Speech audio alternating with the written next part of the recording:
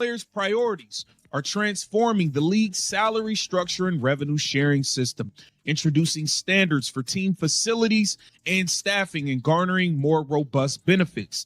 The league has said it wants to substantially increase players' salary and other cost commitments, while also incentivizing owners to continue to invest in operating the business and building sustained profitability. The most recently reported league proposal. A 23-year-old rookie became the steadying force for a franchise in flux. Caitlin Clark's first WNBA season ended with the Indiana Fever making the playoffs for the first time in 7 years. And within weeks of that achievement, the head coach who got them there was fired. The front office was restructured, and the roster began to change. Through all of it, Clark's teammates say she never acted bigger than the program, and that quiet leadership may matter more than any of her record-breaking statistics. Today, we're looking at what happened during the Fever's turbulent offseason, and what Clark's response tells us about the kind of leader she's becoming. Understanding why the Fever's offseason matters requires understanding what Caitlin Clark accomplished in 2024. 7 years had passed since Indiana's last playoff appearance, a drought stretching back to 2016 that stood as the longest in WNBA history. This was a franchise that had won a championship in 2012 and then fallen apart. Clark arrived as the #1 overall pick and changed everything. The start was rough, with Indiana stumbling to a 2-9 record through 11 games, but something clicked after that. A 20-20 finish gave the Fever their first 500 or better record since 2015, and on September 3rd, they clinched a playoff berth. That's what that line should have said. They are looking to capitalize off of Caitlin Clark, because if there was no Caitlin Clark in this league, they would have already agreed on a deal. Trust and believe, they wouldn't be doing all this hard negotiating and this and that if there was no Caitlin Clark that came in this league and brought the numbers, brought the viewership, brought everything. Simple as that. Simple as that. Here it says, what I'm proud of is that we play with a group of women that are united and we're standing on something, Plum said. Chicago Sky All-Star Angel Reese echoed that sentiment. I think everybody's really intentional about what we want. I think the players in WNBPA have done. Clark's individual numbers were historic across every category. Her 769 points set a WNBA rookie record, and her 337 assists broke the all-time single-season record for any player in league history. 122 three-pointers gave her another rookie record, while her 90.6% free throw shooting ranked second in the entire WNBA. July 6th brought the first rookie triple-double in league history, and on July 17th she dished out 19 assists against Dallas to set the single-game record. The attention she brought shattered every previous benchmark for the league. Home attendance at Fever games reached 340,715 fans, breaking a single-season WNBA record that the New York Liberty had held since 2001. That 17,000-plus average per game represented a 319% jump from the 4,000 fans who showed up the year before. 20 of the 22 regular season games that averaged more than 1 million viewers featured Clark on the court, and her debut pulled 2.12 million viewers on ESPN2, making it the most-watched WNBA game ever on cable. Caitlin Clark come out and say what needed to be said. She stood on business and said, we need to play in games. And y'all that are signed to these other leagues that are compromised, stop playing with the people who are not. Stop playing games. Let's get to it. Rookie of the Year voting wasn't close, with Clark receiving 66 of 67 votes, and her All-WNBA first-team selection made her only the second Fever player ever to earn that honor, joining the great Tamika Catchings. All those accomplishments mattered, and none of them prepared anyone for what came next. The season ended with a first-round playoff loss to Connecticut, and that's when the real test of Clark's character began. October 27, 2024, just 1 month after the season ended, the Fever fired head coach Christie Sides. The timing confused everyone because this was the same coach who had won Coach of the Month in August, the same coach who had 2 years left on her contract, the same coach who had just ended a 7-year playoff drought. 5 days later, Stephanie White took over. White had history with the franchise going back to her playing days from 2000 to 2004 and a previous coaching stint in 2015 and 2016. Her most recent job had produced back-to-back semifinals appearances with the Connecticut Sun, along with Coach of the Year honors in 2023. An extension of the current CBA through January 9th, 2026, as both sides continue to work toward a new deal. But questions persist on whether both sides will come to an agreement by then, or even whether a work stoppage could be on the horizon. Now, this is what Kelsey Plum had to say. Kelsey Plum, first vice president of the WNBA, said at Camp Friday that the talks have been a little disheartening. Just the frustration. The coaching change turned out to be just the beginning of something larger. Kelly Krauskopf returned as president of basketball and business operations, bringing back the architect who had built the Fever's championship dynasty from 2000 to 2018. Amber Cox joined as chief operating officer and general manager, while Lynn Dunn, who had served as interim general manager and drafted Clark, shifted to a senior advisor role. Roster changes followed the front office overhaul.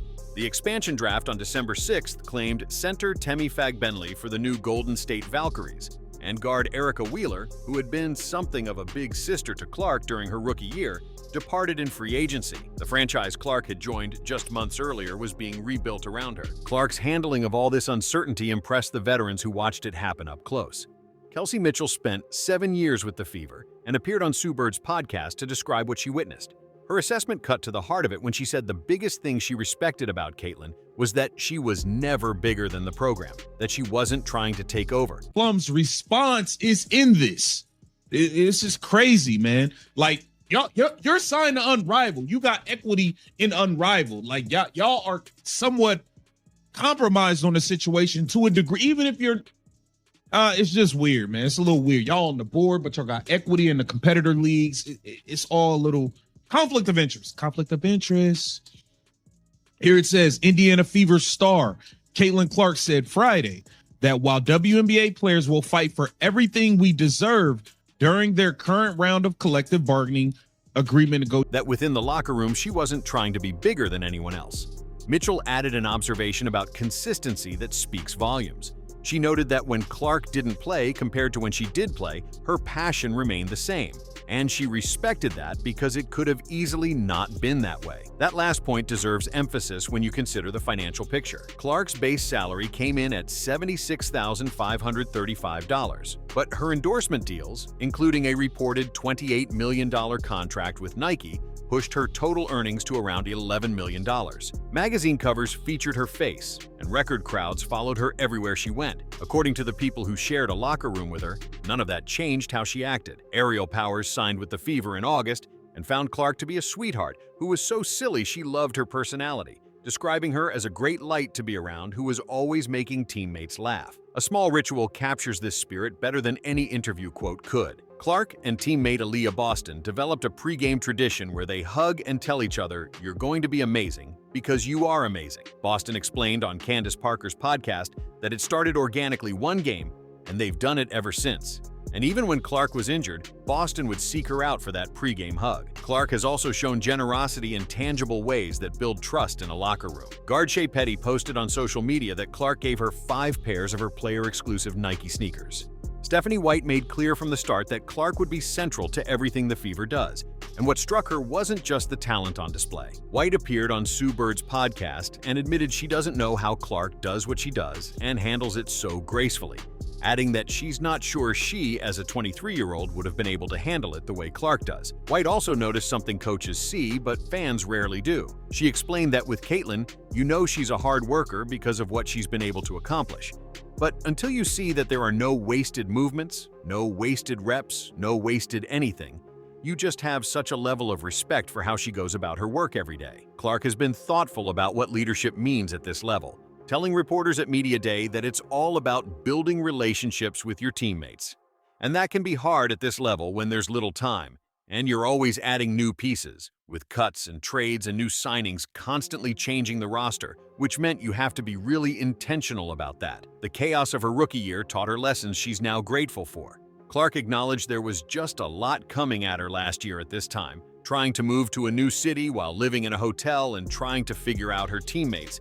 And it was a lot to take in and came at her fast. What she took from that experience was knowledge about basketball and about herself and how to be resilient. Internal franchise changes tested Clark's leadership, and external pressures added another dimension that would challenge any athlete. The 2024 Paris Olympics roster came out without her name on it, and her response to coach Christie Sides was 4 words delivered by text.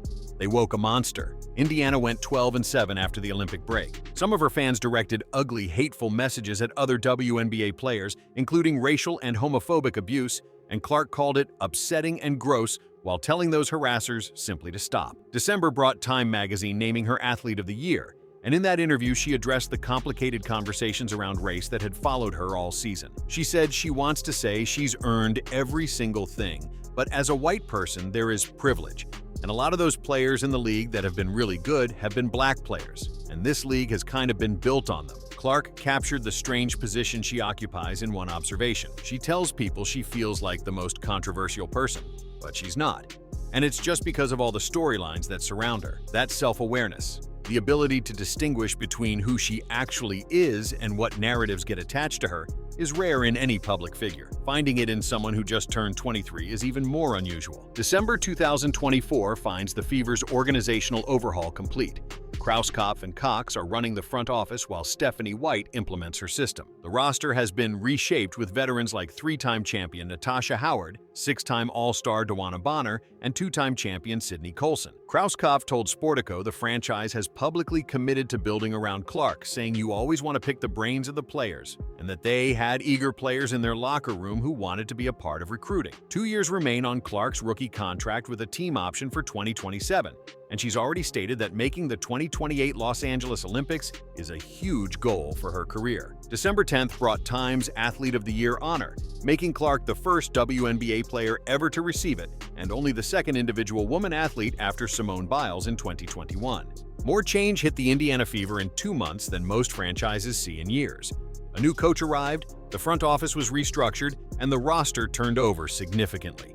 All of it swirled around a 23-year-old who had just finished the most decorated rookie season in WNBA history.